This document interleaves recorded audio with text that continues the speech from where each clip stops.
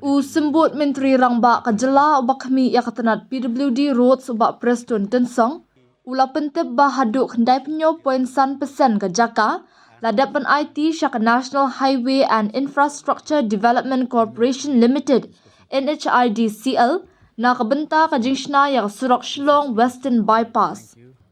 Ha kabayade bat ka R.1% ka jaka kabasa na kalyang ki Deputy Commissioner ka East Khas Hills bat Ribhoy District kidang ya syakmat banle ya kebadan kam kenang ban pentikna bangin la ban penbet ya baro ki jing balapan pau dah kitrai jaka ong uba Preston haba jubab hapo kaying dorbar haga kenta bu jingkeli haga katlai trik leber ulo ong ru ba saus pa san pesan klur live kendai lak live pesau hajar nyos pa san po ar klur tingka lapun lut na kabenta ka jing thiet jaka na kabenta ka project kat kum ka RFCTLARR Act 2013 ha East Khas Hills District but shispa arpwe klur sapo lak dripla hajar nyos pa iwe klur tingka Haribhoy District nalor kata uba Preston upentip ru baka jingpen trey kilai tili ki song jong project menta kelas dang bat ong ka jingya jong ka kam kalong kabayai bed bat kabay ihun. Mr. Speaker, sir, reply to state question 101. A. Yes, sir. B. Sir, the total amount spent for the acquisition of land for the project as per RFCTLARR Act 2013 is in Ribhoy District 121 crores 40 lakhs 63,701 and in East Khas Hills District 455 crores 39 lakhs 34,752, sir. C, sir. Sir is as per statement placed on the table of the House. And D, sir, as per statement placed on the table of the House. Your supplementary questions, please. Mr. Speaker, sir.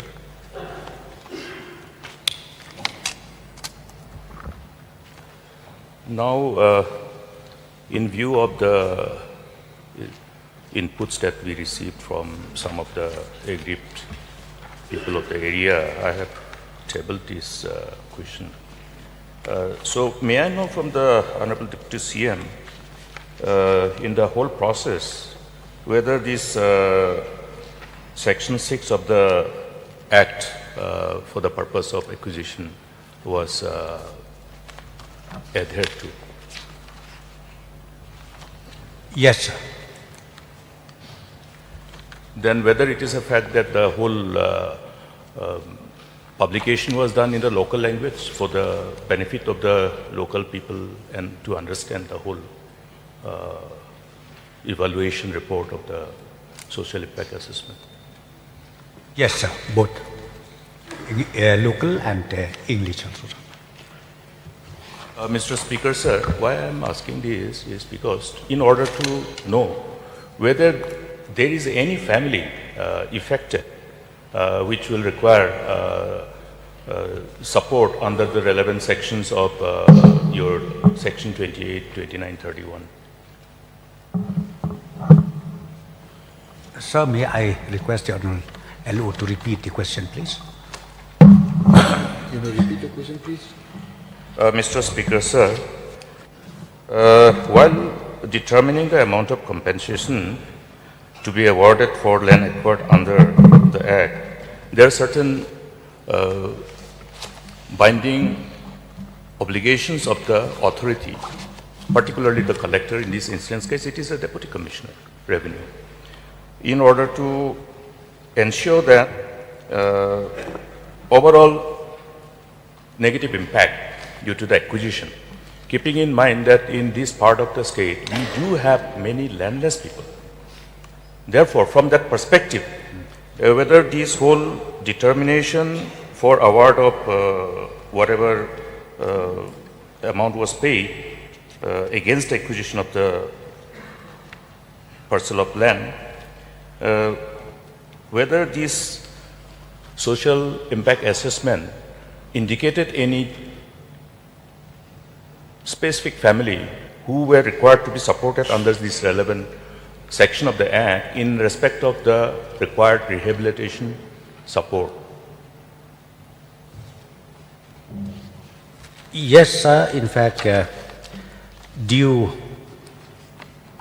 diligence has been completely followed as per the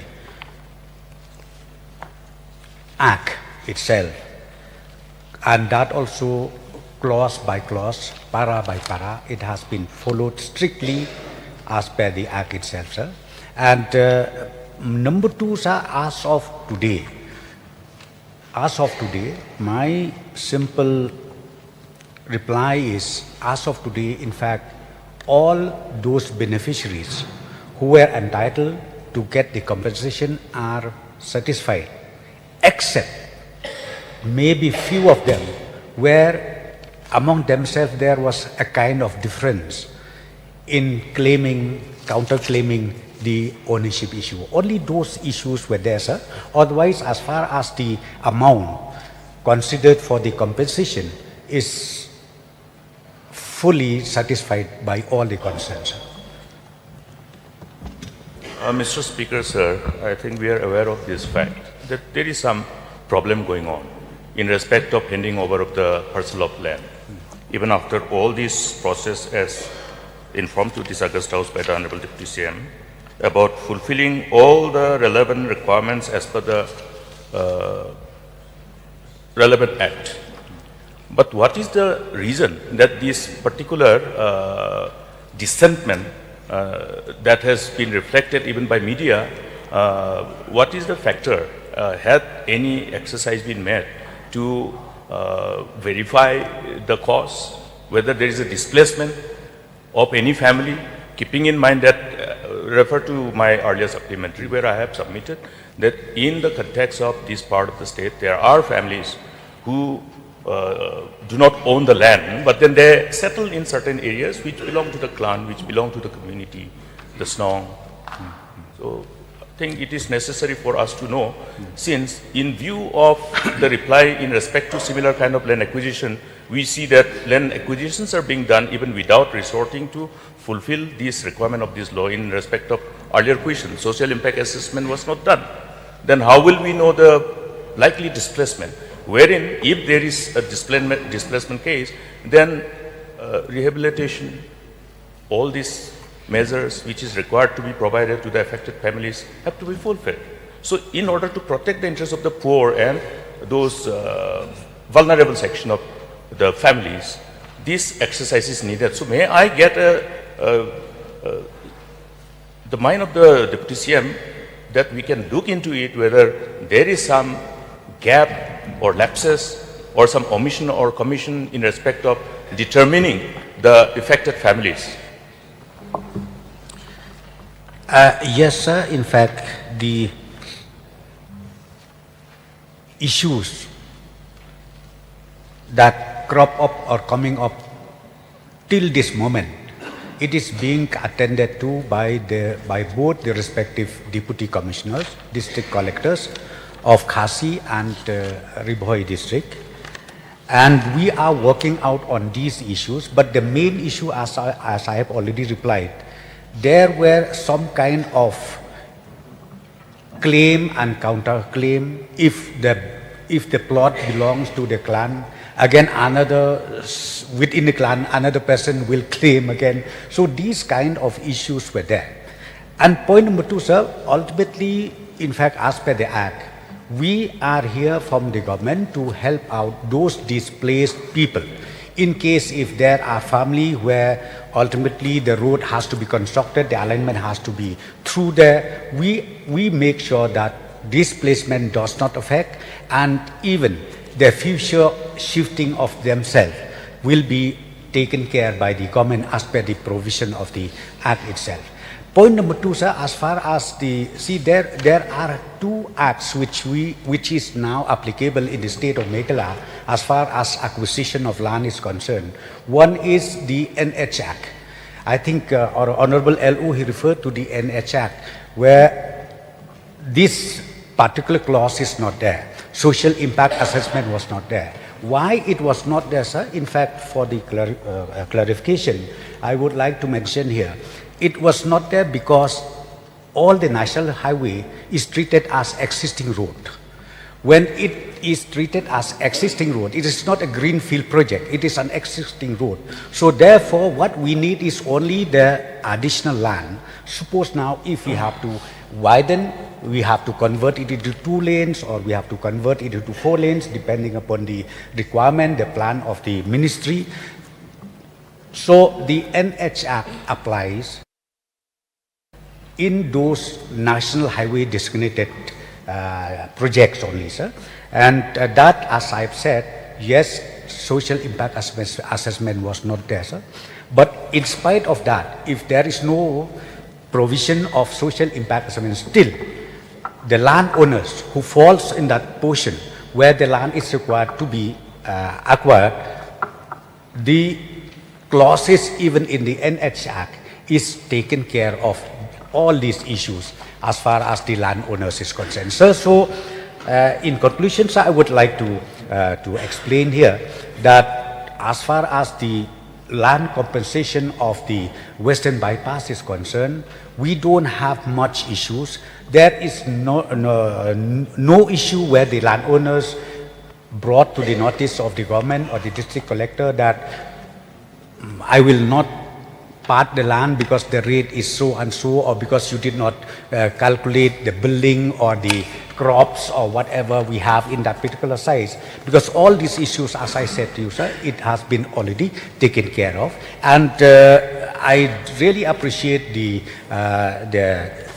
DC revenue of both the district. They were on the ground, always they were on the ground along with the stakeholders to find out solution to this. And as of now, sir, there is not much problem on this particular project, except with the issue of ownership, as I said to you. But again, within no times, I'm very sure we'll be able to resolve these issues, sir. Mr. Speaker, sir, I think I should thank the Honorable Deputy CM for the further elaboration of the situation. Now, we are now informed that we are not resorting to application of the right to fair compensation and transparency in the Acquisition, Rehabilitation and Resettlement Act 2013. In respect of wherever we need further parcel of land for upgradation of the national highways, we are resorting to National Highway Act. May I, that is what is to be understood by us, Mr. Speaker, sir. So in that case, Mr. Speaker, sir, we have earlier also completed the whole exercise of land acquisition. In fact, there is a provision for advance possession under the relevant act. And to ensure that aggrieved land owners can resort to that receipt of the amount with dissent, which is subsequently handled by the relevant court which is constituted for that. In view of that, I think there should not have been any problem to take advance possession of the land, keeping in mind the importance of this program, because this has been, I think, the delay is also one part of the delay is because we changed the alignment from the earlier alignment which was approved in 2016-17. So therefore, may we get a categorical assurance from the government that at least all those provisions which are available for the government to take advance possession and the whole process which involves in taking advance possession, it is with the complete involvement of the aggrieved parties. Can that be invoked so that at least this can be resolved? Yes, sir, as rightly mentioned by the Honorable Leader of Opposition, yes. This provision is there both, be it with the Act 2013 or be it with the Act of 1960 of the International Highway Act. There is a provision for that. So, sir, for the information of the Honorable Member, as far as the Western Bypass is concerned, right now we have already taken over possession of the land, about 97.5%. 97.5%, And now the remaining of 2.5%, the respective deputy commissioner, district collector are working out on it. Whatever claim or counterclaim or whatever issues raised by those concerned beneficiaries will be able to resolve it, sir. My last supplementary. This is very important from the perspective of the intent of this particular law which has been passed by the parliament. In fact, it is more appropriate for people belonging to scheduled tribe, scheduled caste. The law is designed to protect our interest. And in fact, the law also provides a space for us to ensure that as far as possible, we will resort to acquisition of land which is owned by the scheduled tribe as last resort, in order to ensure that acquisition of land by the government does not land up in alienation of land in as far as the land belonging to the scheduled tribe is concerned. So this act is designed to protect the scheduled tribe, the weaker section of people. Therefore, this social impact assessment clause, therefore the rehabilitation clause is there. Now, if we don't use this particular act while acquiring land, then we are actually doing injustice to our people, because we are not providing or extending the benefit which is intended in this act. Therefore, I think it is not inconsistent with the kind of responsibility with which we are vested upon to protect the interests of our people. Therefore, may I therefore, through you, Mr. Speaker, sir, get an assurance that in respect of all the acquisition of land, this particular act will be applied. Because similar problem we have faced in Tura also.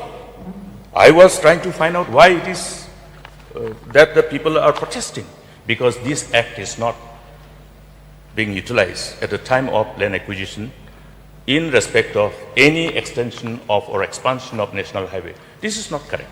Let us take advantage of this particular provision of act. Let us utilize this as a use this mandate of the parliament to protect and benefit our people.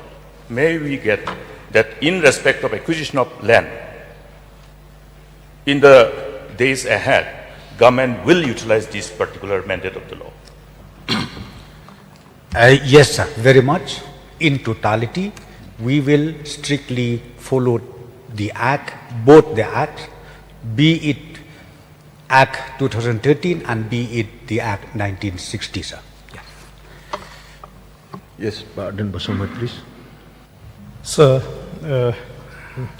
it has come to our notice that there was a complaint filed by an organization in connection with the misappropriation of the compensation meant for the landowners with the Deputy Commissioner. Say, may I know the status of this complaint, whether it has been resolved or not? Sir, I think as I've already replied earlier, in fact, these issues was not officially lodged to us, because the land, the compensation was already directly transferred to the account of each beneficiaries, the entitled beneficiaries. But in the... So may I repeat my question? What? So the question here is, a particular organization filed a complaint with the Deputy Commissioner in connection with the misappropriation of the compensation amount which is meant for the landowners. So may I know what is the status of that complaint? Sir, in fact, there is no misappropriation at all, or from any level. There is no misappropriation at all. Maybe the complaint reached to the office of both the deputy commissioners, but as I've said, there is no misappropriation at all, and that's what I replied. Everything, even here, the detail of amount that we release to the respective beneficiaries is already indicated. Everything is over there, sir. So why I'm asking this question? Because as we know, the land holding system here in our Khasi Jaintia region, we have three types of land holding system. There is a private land, there is a community land, and there is a right land, sir. So, sir, in this situation, we are made to believe that there are some people who claim to be the representative of the right or the clan. And somehow they managed to get this compensation amount which is meant for the people. So may I know whether it has come to the notice of the government, whether it is a fact that there are two individuals who are demanding percentage cut from villagers regarding the compensation of the Shillong Western Bypass. And this is happening, sir. So may I know whether it has come to the notice of the government, whether that issue has been resolved or not? Sir, again, even me, I've seen it in the newspaper, in the social media, that some aggrieved landowners, after receiving the compensated amount, then I saw they said that it was deducted 10% or 15% or 20%. But till today, there is no such formal complaint to the respective deputy commissioner or district collector of each district. This was only, as I said, we seen it outside the official table where the claim and counterclaim happened. So I was trying to find out also, sir, what happened to this. But ultimately it seems like, suppose if I'm the beneficiary, I'm the landowner, being a villager, maybe I don't know how to prepare the paperwork, this, that. It seems they unofficially maybe entrusted to somebody else. So that again, it is not official. That, as I've said to you, maybe the understanding is only among themselves. So that happens. Huh? I've seen, but again, officially it has not come to the table or to the notice of the district collector. And the issue which reached to the table of the district collector is only counterclaim of ownership. Yes, few percentage, as I've already said, claim and counterclaim by individual. Mr. A, when the amount was already paid to Mr. A, then Mr. B came in. Then like, that is about the individual landowners. Then again, we go to the clan, because the clan land also is there. Again, one, the clan, the uncle, so-called uncle or the kinyi, we released the amount. Again, the other kinyi, the other uncle came in. And again, you know, lodge a counter complaint or saying that no, he is not a real uncle. And there are so many things of that issue. But what I'm trying to tell you, sir, is the respective district collector, they call both the parties, sit across the table, and then working out, and I'm very sure this 2.5%, which we are yet to get possession of the land, I'm very sure we will be able to resolve this as early as possible, sir. So in that case, may I know the process of acquiring this land? So do you approach the individual landowner, or do you approach a representative of the landowner, sir? In fact, it should be the genuine landowners, sir. Be it landowners individually, or be it the representative of the clan, whatever. So because as I said to you, there are few stages as far as land tenure system that we have here in the state. So sir, may I know the numbers of landowners involved in this compensation, sir? Yes, sir. I have. Sir, in Ribohoi district. If you can table the list on the table of the house, sir. Yeah, already table, sir. I've already placed it on the table of house. Here are the list of the thing. See, in Ribohoi district, we have 418 landowners, and in the East Khasi Hills district, we have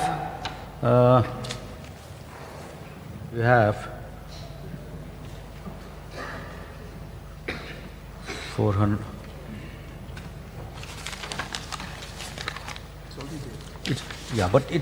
But of course I've already placed it on the table of the house, sir.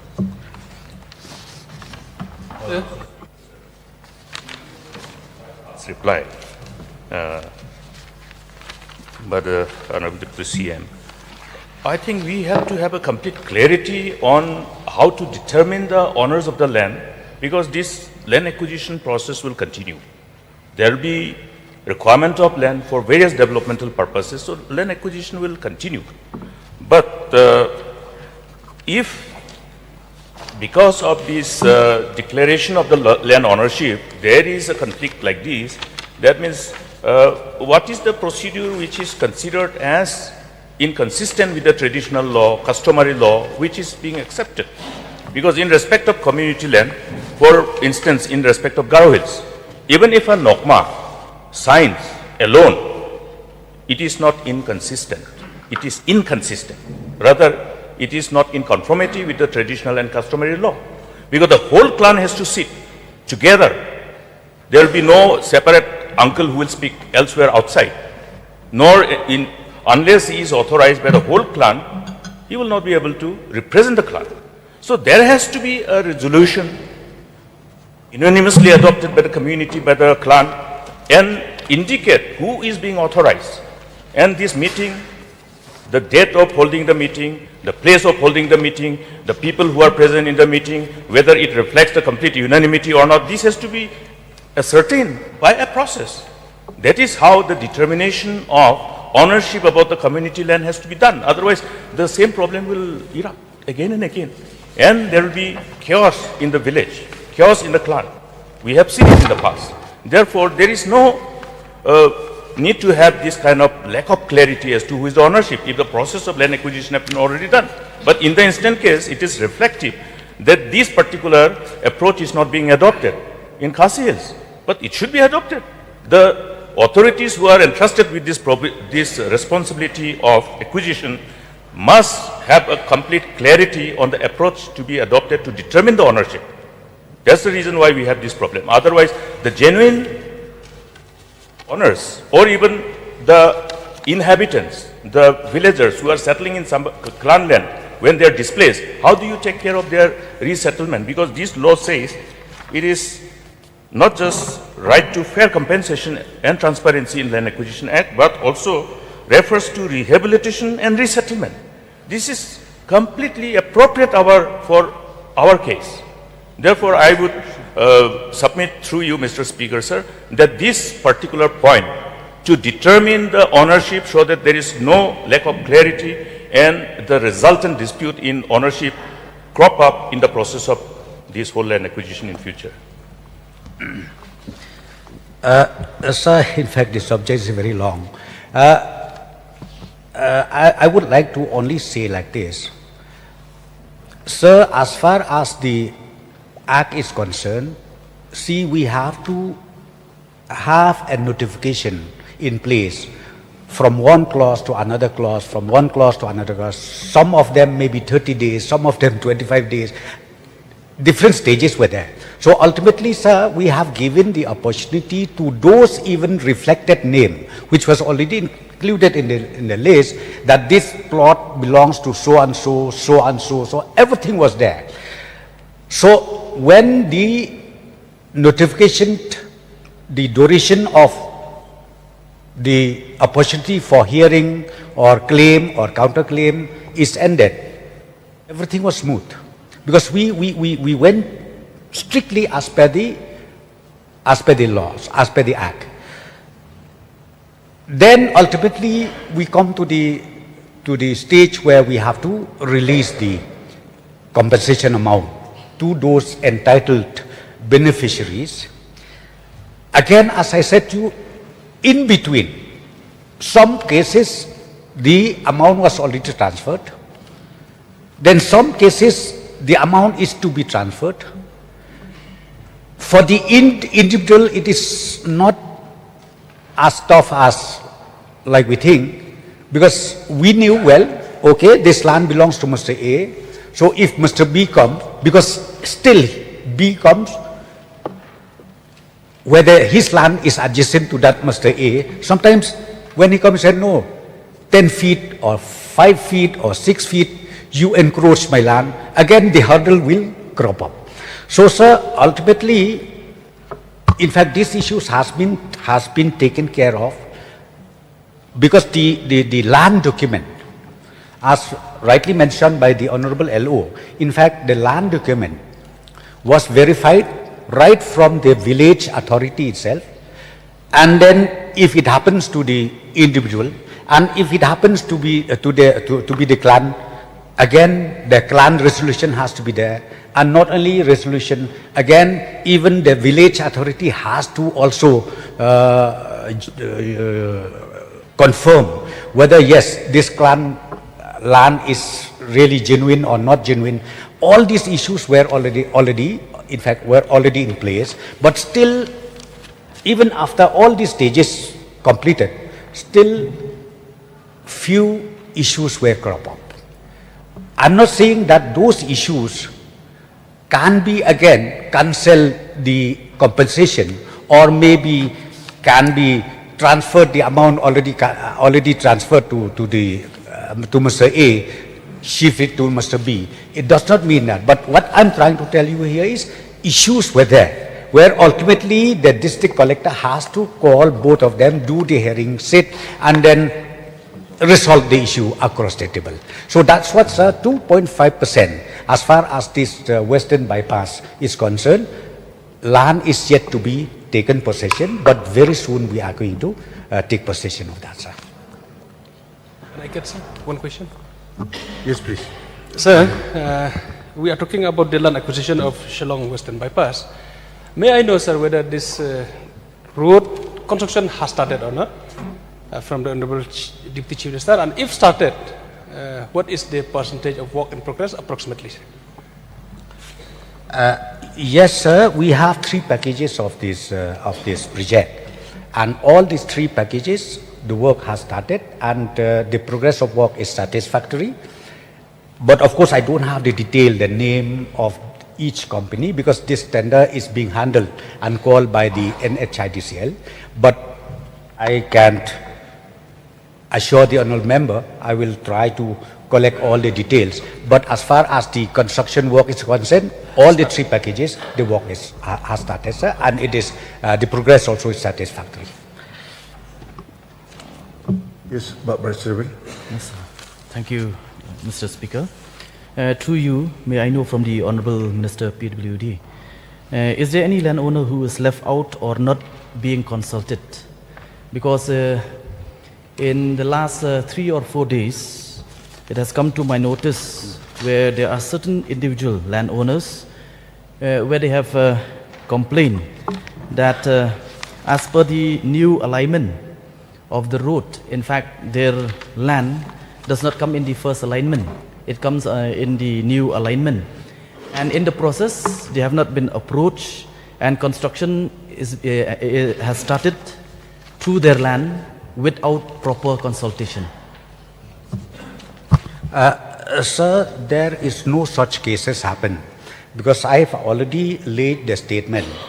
These are the names of the landowners which we have already identified, and not only identified, we sat down, consultation took place, and ultimately they are also in the same page for land compensation, and that's why only 2.5% land are yet to be handed over to the company for construction, but 97.5% land possession has been taken over, sir.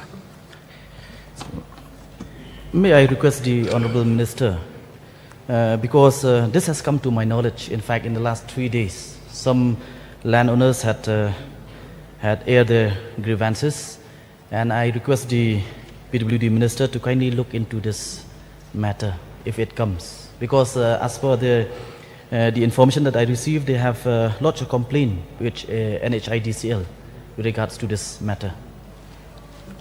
Yes, sir, the door is open. I'm there. I will see if any cases happens to be like that. I will take it up, sir.